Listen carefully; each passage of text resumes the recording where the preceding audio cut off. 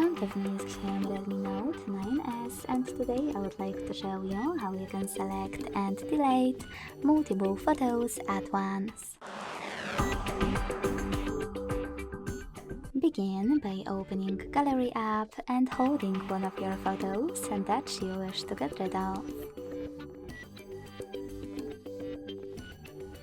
Then hit Select All at the top right corner, and to keep some of those photos, click on the chosen ones.